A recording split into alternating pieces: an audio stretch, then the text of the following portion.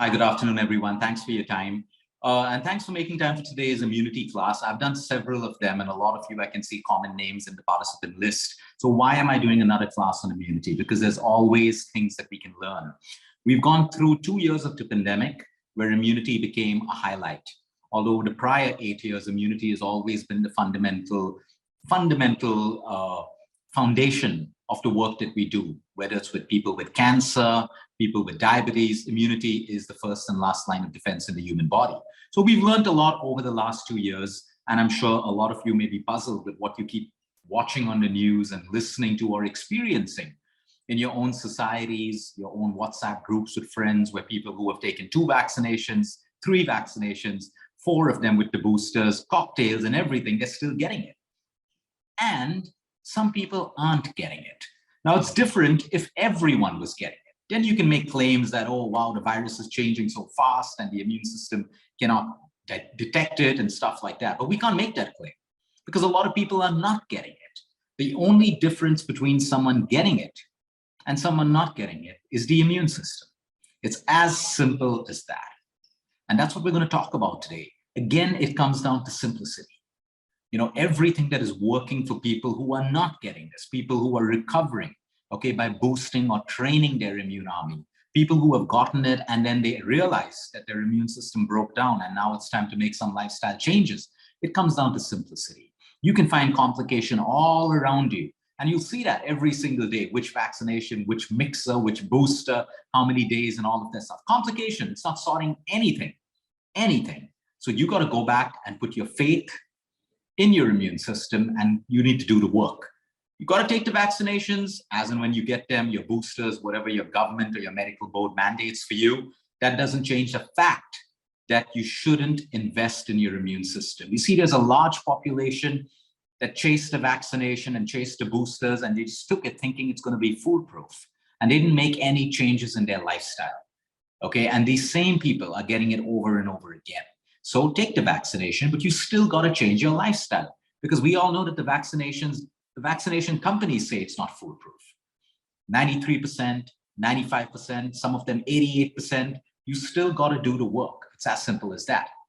With the new variants coming, people are saying it's milder. People are saying that, hey, guess what? It's your T cells that play a role. What are your T cells? It's your immune system again. So you see people take words and complication and everyone thinks, okay, now we got to chase T cells. How do we boost T cells? It's your immune system. If you train your immune system, your T cells will come to rescue you when required. If you do not train your immune army, it lags behind. It's sluggish. It doesn't help you get better. It doesn't help you prevent the onset of a viral infection or bacterial or fungus. But today, we're not just talking about COVID. Immunity plays a role with everything, from allergies to a mutating cancer cell, to the spread of cancers, to insulin insensitivity issues, inflammation. Well, hearing this new word, inflammation, it's not a new word. Inflammation is also one of the fundamental protocols that we base our practice on. Inflammation is not a bad thing. Inflammation is your immune response. Okay, your immune system produces inflammation to protect you.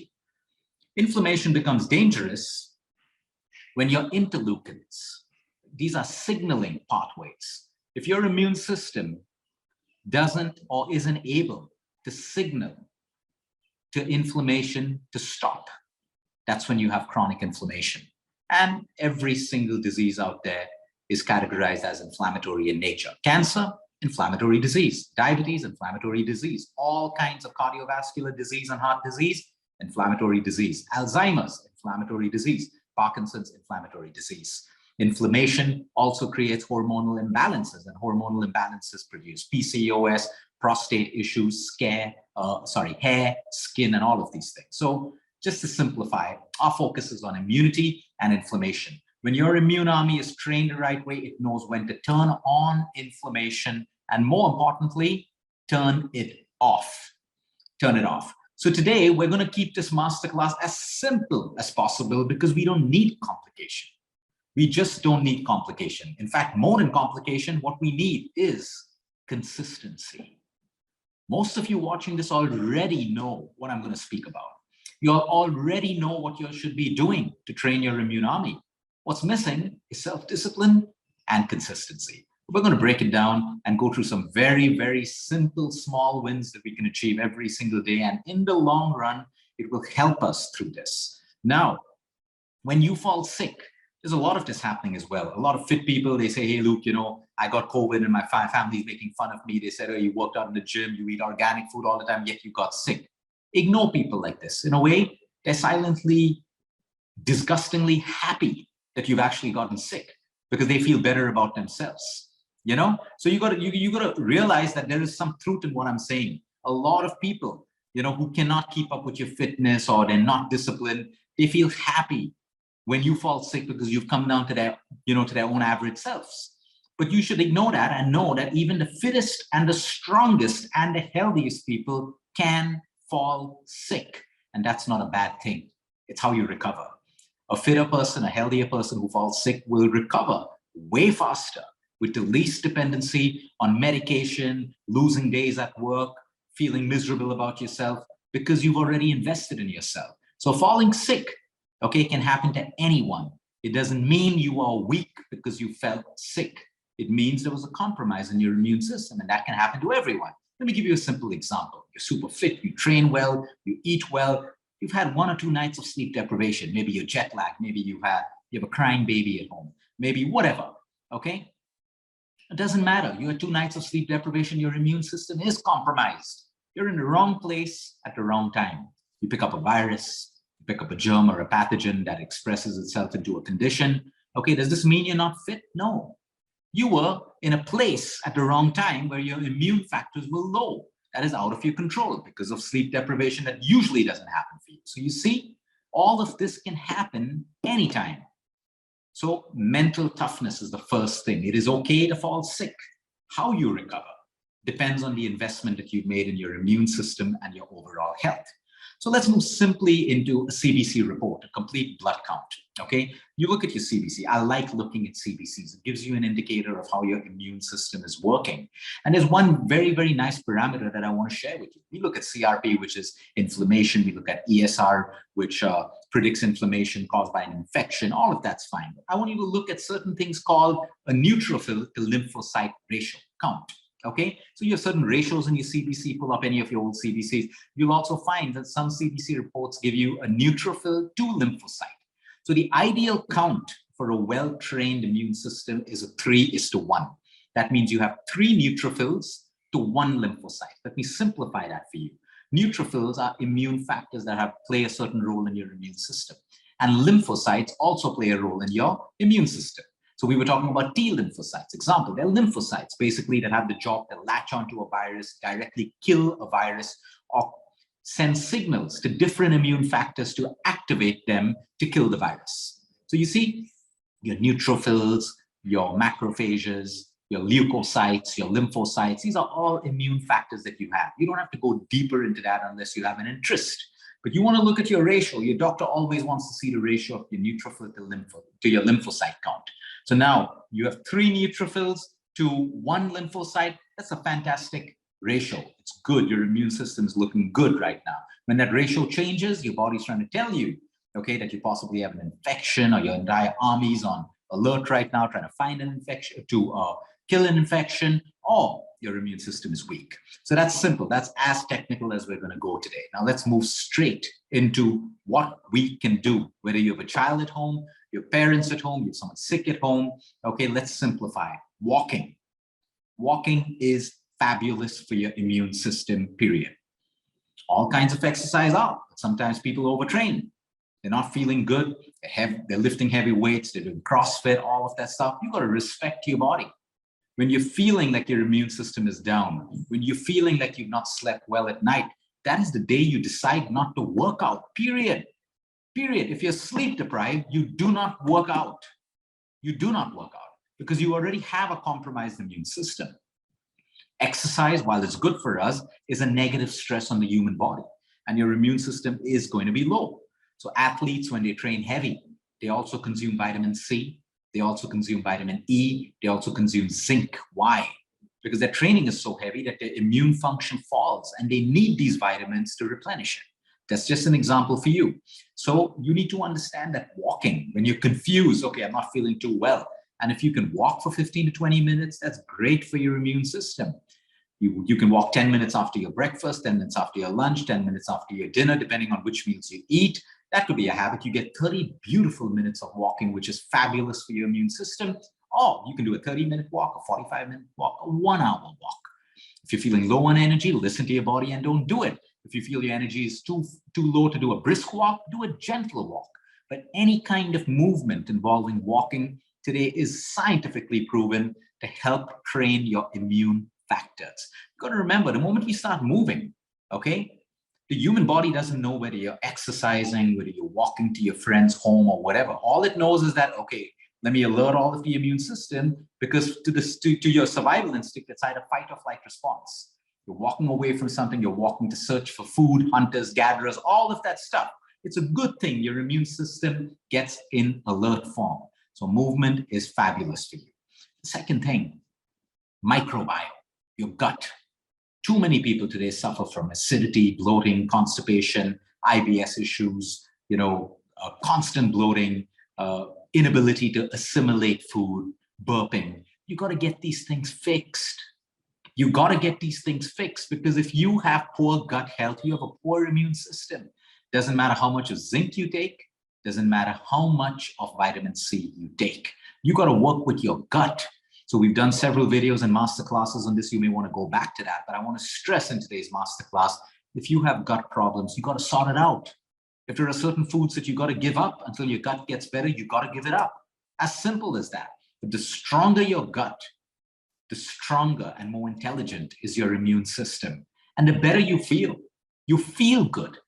When you feel good, your immune system also knows how to relax. When you're feeling erratic all the time, negative emotions, constantly anxious on pins and needles, your immune system is already on alert, like it is in autoimmune conditions. Your immune system has to be ready to be on alert. And when it's not on alert, it has to relax. That's how inflammation comes down, inflammation goes up, comes down, goes up. It's very, very important for you to understand. Now, just don't go out there and jump onto prebiotics and probiotics. Most people don't need that. You need to assess yourself. If you've gone through heavy medical treatment, antibiotics, yes, you need to repopulate your microbiome through prebiotics, probiotics, your food, whether it's natural, whether it's supplements. If you're currently going through heavy treatments like chemotherapy or any heavy medication, steroids, all of that stuff, you have to learn to manage the side effects of this medication. With your nutrition, what are steroids depleting from your body?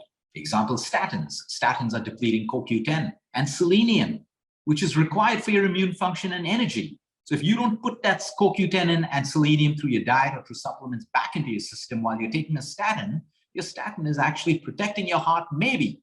There's no solid evidence about that. But it's also causing depletion, which is causing you a new secondary problem: muscle stiffness, low immunity, inflammation in your body. So you always have to understand there's nothing wrong with medicine, but you got to be intelligent about medicine. Ask, what are my side effects? What can I do to handle the side effects of these medications? There is always something you can do to manage the side effects, either through your nutrition, through vitamins, through supplementation, through your food, whatever it is. But you got to do that, because sometimes your own medication decreases your immune system. Okay, function of lymphocytes that you have to remember, and this is very, very important. Lymphocytes have the ability to remember your infections. And this is the beauty of your body, the intelligence of your body.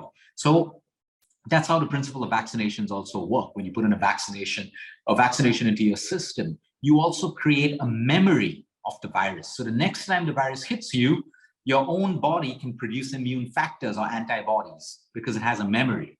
Now, a lot of us wonder today that we've taken the vaccinations. What about that? What about antibodies? Where's the memory of the lymphocytes? Weak immune systems. If you have weak lymphocytes and they cannot make a memory, they can't replicate the DNA of the virus, they make literally blueprints of everything in your system. And that's how the next time you get a germ, your immune system, okay, I've had this before. I know what to do. I know which army to send. Okay? But in this case today, we're noticing that a lot of people who have the antibodies, the lymphocytes don't have the memory. They don't have the memory. And that's why people who have even gotten COVID the second and the third and the fourth time are getting it the fifth time. What does that tell you? It doesn't say anything about the vaccinations. Okay, it says everything about your immune system. So that's something technical that I wanted to share about lymphocytes. Overtraining. Please, I know you want to lose weight. I know you want to have a great body. But if you want to overtrain, you got to increase your rest and your recovery. Understand that. 6 days of training, the best athletes in the world, the best bodybuilders, the best model, whatever, who are doing it the holistic way, don't train every day. They don't train every day. They train on Monday. They have rest on Tuesday. On that rest day, you can do your yoga, some stretching, maybe a light walk, a light swim, whatever you want. Today, people are training every single day. Every single day.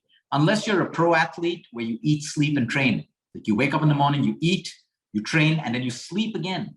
And then you wake up again in the afternoon, you eat, you train, and then you sleep again. Okay, that's what pro athletes do. That's their job.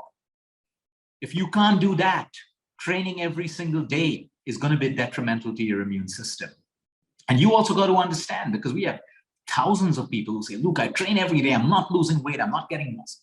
Because you don't have recovery. You have so much of inflammation in your body. You have so much of lactic acid buildup in your body. Recovery and rest. Less is more when it comes to building the most fantastic bodies. So a pro bodybuilder or an athlete will train that 1 hour, but that training will be so intensive to break down muscle. And then they rest that muscle completely for 24, 48, 72 hours. So it can rest and it can grow. So you got to understand just all the social media you see of people grinding in the gym day after day and stuff like that. A lot of it isn't real. A lot of it isn't true. The best bodies are built with recovery and rest and the right kind of nutrition and the right kind of training. So you will damage your immune system and you will produce insane amounts of inflammation if you overtrain and you do not rest and you do not recover. Colors in food. Do you know that in most of your Indian restaurants, I'm talking about India, I don't know in other countries around the world, if you order like a palak paneer, you know, the green that you have is not just a palak. There is color added to it. Do you know that red color is added mostly to your tandoor, all of your tandoori paneer and chicken and stuff like that? Do you know the amount of color that is added to food? Color, most colors today are highly, highly chemical in nature. And today we're seeing more and more research on how it is affecting our immune system. We go on eating them thinking nothing's happening. But that color, you keep putting in, especially for people who are allergic to color. And if they go on continuously eating, they have gut issues, they have irritation in their gut, constant bloating after a meal. Sometimes it's because of the color. So you want to be very mindful about it. If you have all these issues, try to be mindful about when I eat a meal that has artificial color. Okay, is it causing a problem? So things like M&Ms and Smarties and gems and all of that stuff, it affects a lot of children and adults, certain colors. I know children who are autistic, when they have pink and yellow, okay, they get worse. I know people with epilepsy, when they have a blue color, they get worse. When they cut it out completely, they get better. Of course, there are many other factors working to make them better. So you got to be very mindful about this because there's a lot of crap in the food that you eat today. Whether it's in restaurants, whether it's in 5-star hotels, and whether it's in so-called organic bags of candy and fruits and all of that stuff. You want to learn how to read nutritional labels, especially if it affects you. Now, for example, there'll be a lot of people. You can have all the colors and nothing happens. So that's good for you. But if you're constantly struggling with your immune system and conditions, especially like ADHD, autism, multiple sclerosis, autoimmune conditions, urticaria, hives, allergies, you want to pay close attention to colors that you may be consuming. Natural colors are fine. Artificial colors can be dangerous. Acute stress. I'll go on about this over and over again because that is the truth. If you are chronically stressed, your immune system is compromised. Connect this with any disease that involves the immune system, from a cancer to anything as simple as losing weight. It involves acute stress. Yes, the world has changed. Yes, people have problems. We have everything. But we still have to work hard at reducing our stress, or more importantly, changing our relationship towards stress. Everyone says, hey, Luke, everyone has stress. I know they do, but what are you doing about it? When you know it is a problem, what are you doing about it? So whether it's meditation, whether it's acceptance, letting go, exercise, knowing what you want, building your self-esteem, building your self-confidence, writing, journaling, reading spiritual scriptures, taking a spiritual path, whatever it is, you got to make that practice consistent because it is possible. Most people's stress is the want to control the outcome.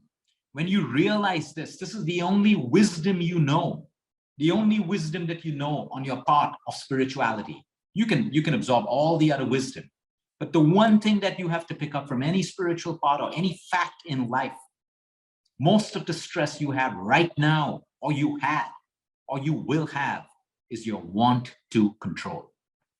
So this involves the ego, this involves pride, and these are normal things. All of us have it. I have it, you have it, but we have to work towards taming it. We have to be so careful when stress hits us. Can I control this? If yes, what can I do? If no, I don't have a choice. Suck it up. Let that ego be bruised. Let that pride be bruised, but you want to fight from a space of ego and pride. It's never a good fight. There's always going to be someone who wins and loses. It's not worth it. So my whole point is break down stress. Sometimes people have the stress of a disease. I understand that's going to be stressful, but now you got it. You want to move all that energy into what can I do to get better? You have a loved one dying, someone's dying, someone died, whatever. Yes, that's going to cause stress. Obviously, it's going to cause stress, but move to action. What can you do now? If you don't move to action and you're still trying to control, that keeps you in the victim mode, that keeps you stuck, and you become a slave to that anxiety. You become a slave to that stress. So the sooner you realize that, yes, everyone has stress, whether you're a billionaire, whether you have nothing, whether you're famous, whether you're not famous, whether you're pretty, whether you're not pretty, it doesn't matter. It originates from the want to be in control. That's not a bad thing. That's not a bad thing. That's survival instinct. Of course, you want to be in control of your enemy. You want to be in control of your fight and flight response. You want to be in control. It's natural. But when it becomes unreasonable, letting go and acceptance is what needs to slip into your life. There's enough of beautiful scientific studies for all of you. Just go into PubMD and just look up studies that show how patients, when they're stressed or they're shown stressful pictures, given stressful content to consume, how their immune factors change, like literally in the next 1, 2, 3, 4 hours in their blood counts. And it remains like that for the next 6 to 7 hours. So like I said, you can be fit, super body, strong, but your stress is decreasing your immune system every single day. So you got to start working with that. That brings me to my next point. Cold showers. Cold showers really help you to boost your immunity. Okay, or ice in your face. I like to keep a 1 liter bottle of ice water in my fridge. Every morning, I put this ice water all over me and stuff like that on my face and all of that stuff. I like it. If I had access to cold showers, I would do it. I use cold showers in winter. You can have cold plunges, all of that stuff. Certain gyms in the country have cold plunges and cold pools. It is amazing to stimulate your immune system if you have access to it. It is fantastic. But of course, again, if you're a patient of pneumonia, bronchitis, you have sinus, you obviously don't want to do that. But yes, I wanted to explain that cold plays a very important function in boosting your immune system. Okay, a stool test. If you're constantly falling sick, you're constantly, your immune system is low, get a stool test done. A stool culture can tell you a lot about your immune system. Sometimes a stool test tells us that we've got to deworm ourselves. And a lot of us sometimes have to deworm ourselves every 3 months or every 6 months because worms, parasites exist in our intestines, robbing us of nutrition, creating inflammation. So sometimes we've got to deworm ourselves. So sometimes if you're constantly struggling, get a stool test done. So it at least tells you whether there's something that you need to change or everything is fine. And that's something that you don't have to worry about right now. So that's another very important part of your immune function, to know your stool test. The power of touch, massages, caressing. It exists in Indian mythology, Greek mythology. It exists in Kama Sutra. It exists in every civilization, Chinese meditation.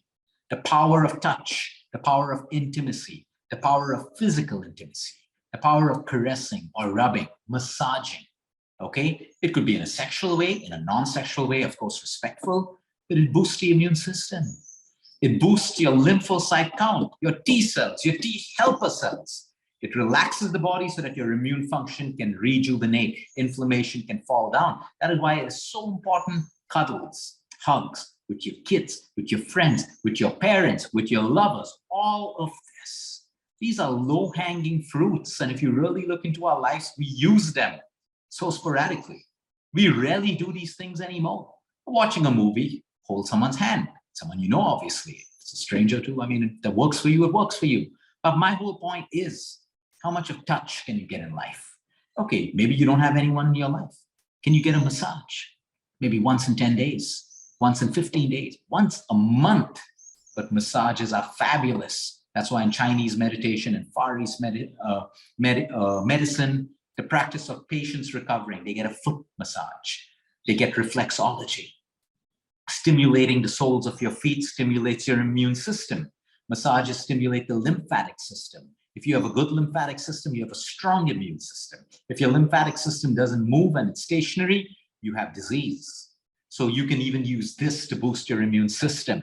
Spend a lot of time with your children when they're sick, they have colds and coughs, cuddle with them, hold them warm, caress them, touch them, good touch. There's good touch and bad touch. Respect all of that stuff, but it plays a huge role in boosting the intelligence in your own body. Foot rubs are perfect, especially for your parents when they're old, or you have someone old, sick, or anyone.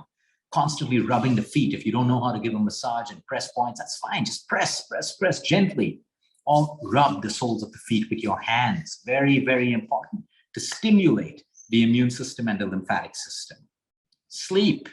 I'll go on talking about this every single day if I have to. But if you are sleep deprived, you have a low immune system. Not just a low immune system. Everything doesn't work. You compromise the intelligence of the human body. So from hormonal issues to inflammation to everything, it's a problem. And only you can repair your sleep. People say it's impossible. No, it's possible. Are you willing to put in the work? Are you willing to start setting a bedtime and a wake-up time and adhering to that until you retrain your cycle of sleep? It's not impossible. It's absolutely not impossible.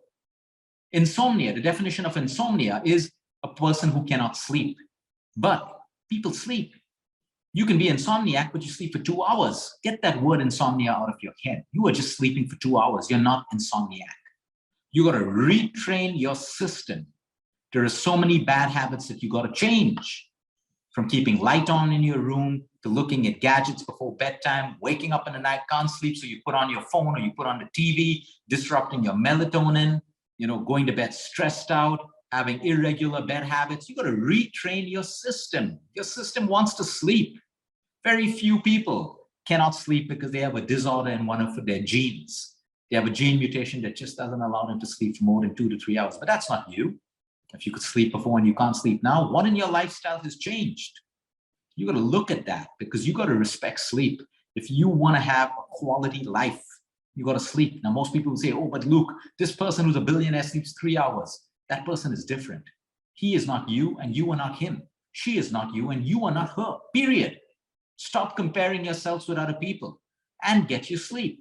Every day you wake up sleep deprived, please understand the damage that you are doing to your system, period. You got to fix it. It's your job to fix it. It's your job to fix it. I used to work a job initially in a call center to make some money to support my studies and support my practice and stuff like that. And the reason I opted out of that was only because of the night shifts, because I could feel the impact of a night shift on my health, period. For me, sleep is important. For other people, they love doing night shifts. They would sleep during the day. It worked for them. It didn't work for me. I made a decision. So you got to make a decision. So if you got to change your job for better health, then change your job for better health. Yes, it's difficult. Maybe you won't get the job that you like right now, but at least set the intention that you want a job that allows you to sleep well. It's very important to set intentions. If you set impossible in your mind, it is impossible. If you set possible in your mind, it's possible. Maybe it won't come at the time that you want it, but it doesn't mean that it won't come up. Too many people quit too early because they have this feeling of entitlement. If I want it now, I want it now. You're not entitled to have it now. You will get it when it's time for you to get it. So most people don't want to wait, so they quit. And they go on chasing the next thing and the next thing and the next thing, and they never really reach anywhere with their health, with their relationships, with anything. So that's the importance of sleep. Now, if you want to put a number to it, I don't like to go with numbers because every day it's different. If I sleep deeply today, I'll wake up in 6 hours refreshed. Some days I sleep 8 hours and I still wake up tired because I cannot remember all of my dreams. I didn't sleep too well. I was a light sleeper that night. So the question to ask yourself is, when you wake up, how do I feel? Am I like, I need more sleep, I need more sleep? You're sleep deprived. As simple as that. And then your caffeine intake goes up and everything goes up. You're living on stimulants throughout the day, causing adrenal fatigue, which in turn again affects your immune system. You've got to go back to nature. You've got to go back to your roots. It's as simple as that. Another important thing, because T cells are becoming the new buzzword with this whole new virus and stuff like that. T cells work better at latching on to viruses and foreign invaders when your sleep is better. So if you're sleep deprived, you don't allow your T cells to activate the way they're supposed to. Brings me back to my next point. We spoke about a neutrophil to lymphocyte count, a 3:1. If you have a 4:1, we spoke about a ratio 3:1. If you have a 4:1, that's actually better. So a ratio of more neutrophils to lymphocytes is actually a stronger immune system, but a 3:1 is absolutely perfect. That brings me to my next point, breath, your breathing. Today I did a live on Facebook. You may want to go back to it. We may probably do a masterclass on boosting lung health very soon, but get yourself a spirometer. I have it right now. Like I said in my live, it's always by my side. It can boost lung function. Anything that boosts lung function means you have better optimization of oxygen in trillions of cells in the human body, which is required for your immune system. That's why today pranayama and deep breathing is scientifically and medically documented to improve the immune system, to reduce inflammation. So make sure you have your breath work 5 minutes in the morning, 5 minutes before bed, or however long you want to do it. But at least start off with small wins every day. Start off with 5 minutes and make it consistent. Remember, I said, everything that you know for immunity is great. What is more important is the consistency that you execute it with every single day. So breath and meditation, beautiful ways to calm you down. When you are calm, you're in homeostasis. When you're in homeostasis, you send a signal to every part of your body that everything is okay. Now your immune system can go and rejuvenate. Okay, certain inflammation can be controlled in your body. Cell repair happens. DNA repair happens, stem cell regeneration happens, angiogenesis happens. That can only happen when you're in homeostasis. When you're not in homeostasis because you're stressed out or you're under tension, your body is only reacting from fight and flight. It is not working on the fundamentals. You harness your intelligence of your immune system when you're in a state of complete rest. So learning how to relax, even though you may have all the stress in the world. Learning how to be calm, even when there's chaos around you. When there's chaos around you, how do you stay calm? The moment you engage your ego with someone else's or with a problem, then you're driven, you're pulled into it. With self-awareness, I'm going to teach you something simple about ego. When you practice self-awareness or mindfulness, you learn how to keep someone's ego in their space. So let's say we're having a conversation now. I am having a conversation with someone who's using a lot of ego. With self-awareness, I know that person is operating from a space of ego. With self-awareness, I keep their ego in their space. Now, if I engage my ego with their ego, for example, hey, listen, I'm the specialist. I know what I should be telling you. You should be following me. I've engaged my ego with their ego. It's irreversible from there. It's only going to go on and on and on and on. And that's going to deplete you of energy, drain you of energy, form fears, form opinions and judgments. Basically, you're drained. Through this process, your immune system is low. So there are a lot of people with ego in the world. You got to learn how to keep that ego in that space. Don't engage it. Don't entangle in it. Let it be where it's supposed to be. So for that, take 5 steps back. Sometimes it's difficult because your ego also wants to fight back. But the moment you engage your ego with that ego, you're in it. You're in it. Sometimes it's good too. You got to stand your ground. That's why we have egos and prides. You got to be righteous about certain things, but you got to be self-aware of which egos you want to engage with and which ones you don't want to.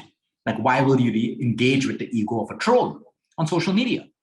Why would you engage with the ego of someone that you don't even know or someone who doesn't even matter to you in your life? Let me give you a simple example of the mother-in-law syndrome in our country. I've spoken about this a long, long time ago, and that's just not mother-in-laws, it's father-in-laws as well.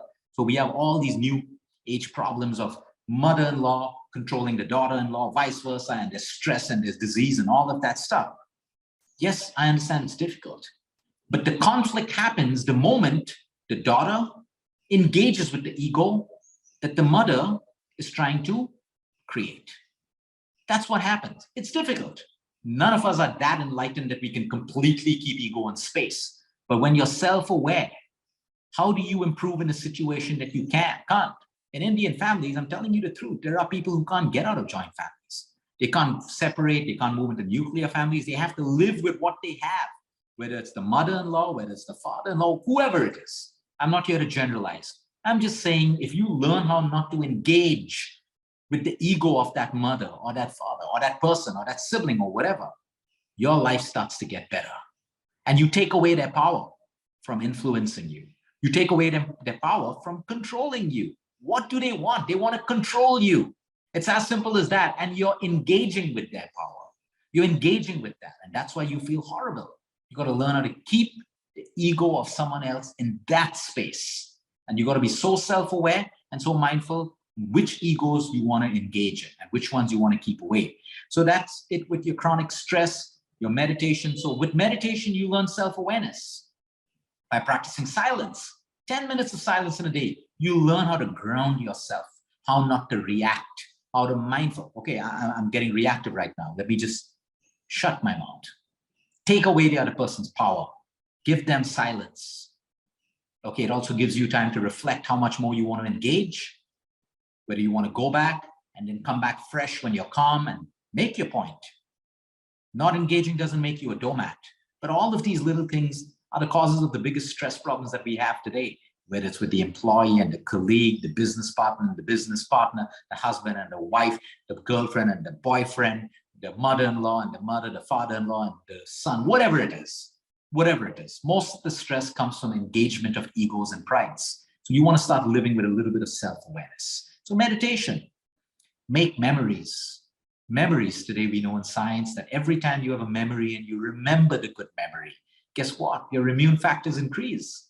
Your immune factors increase. That's why we always like when people are sick, we like families to be around them, talk about old times, talk about memories, bring out some photographs. Talk about photographs, beautiful exercises, because memories help us with our immune system. These little simple things that we don't do. And then finally, before I end this masterclass, the easiest thing that we can do, laughter. There is so much of science showing us how even 3 to 4 minutes of laughter helps us with our immune system. Now, the good thing about this research is you can watch comedy, you can have funny conversations with your friends, but let's say you don't have that, or today the comedy that you're watching isn't making you laugh. Even fake laughter has the same effect as real laughter. So yeah, it's funny, but it's actually beautiful. You know, I mean, you can lock yourself up in a room and force yourself to laugh. Okay, it feels funny at first, but get through that feeling. Laughter is a powerful, powerful drug when it comes to your immune system. So now to quickly break it up into foods, again, don't go crazy Googling superfoods and all of that stuff. Yes, vitamin C rich foods, your fruits, your vegetables, your cruciferous vegetables, your nuts, your seeds, your spices, your turmerics, your garlics, your gingers, your cloves, all of your spices are highly anti-inflammatory in nature. If they suit you, use it. The ones that don't suit you, don't have it. Making your plate look like a rainbow. So you have different colors at every meal means you're getting more diversity of nutrients for your gut. Your microbiome needs diversity. And we all know by now, a diverse microbiome means a stronger immune system. So every meal, be conscious. Can I add more color? Not the artificial color, real color. Can I add more color? Does my day look like a rainbow? Have I had a colored fruit over here? Colored vegetables? Can I get colors into my food? Beautiful ways, through my nuts and seeds as well. So colorful plates is what you need to do. That's it. Having more garlic doesn't mean a stronger immune system. Having more giloy or ashwagandha doesn't mean your immune system is going to get stronger. You need the right quantities, but consistently. You can't just say, oh, there's a virus now, let's all get back to Giloy and turmeric lattes and all of that stuff. And then it goes and you stop doing it again. Well, you need these little things in your basic foods. Every single day, you need these little things. So it all comes down to consistency and simplicity. You do not need complication to train your immune army. You need all of these things put together, and you start practicing one at a time. Small wins every single day. I hope it helps you, and I hope it helps your family. You will get a recorded version of this, so feel free to share it with your friends and family. Thank you for your time, everyone, and have a great day.